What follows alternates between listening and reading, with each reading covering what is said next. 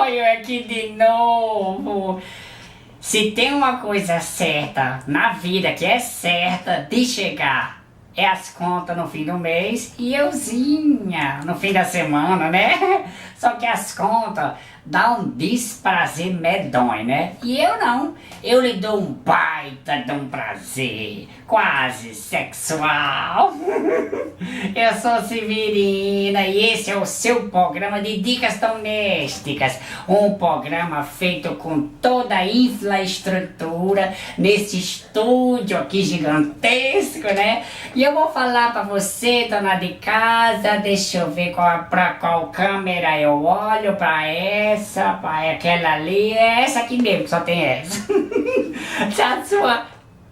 Fala, meu Deus, que é? Cuidado aí, meu filho, cuidado! Gente, o homem, o técnico lá em cima nos ferros, aqui no estúdio, empendurado lá nos ferros, menino, em ponto de fazer uma arte, menino. Ei, olha, se tu cair daí é caixão e vela preta, viu, infeliz das costas oca.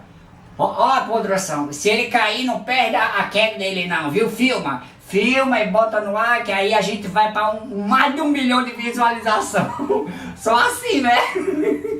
Olha, cuidado. Não, porque o povo gosta de desgraça, né, podroção? É, gosta de ver desgraça e safadeza. Isso é que dá ibope. Vamos pra dica. Para dar uma cor mais dourada ou corada aos bifes, coloque na hora da fritura uma colher de sobremesa de massa de tomate, meu povo.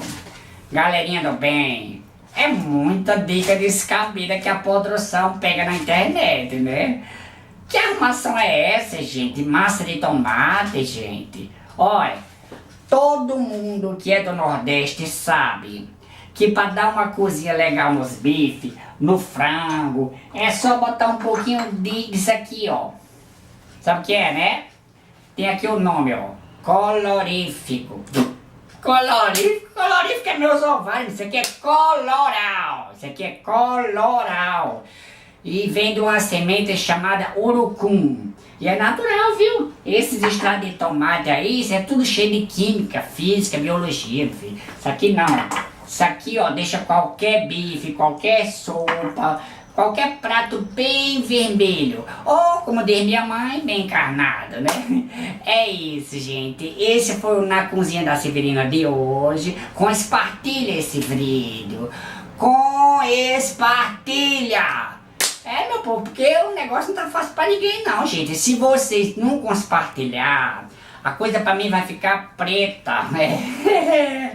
E no Rio não, minha filha, porque pimenta no urucum dos outros nem é refresco e nem é colorífico. Beijo, tchau!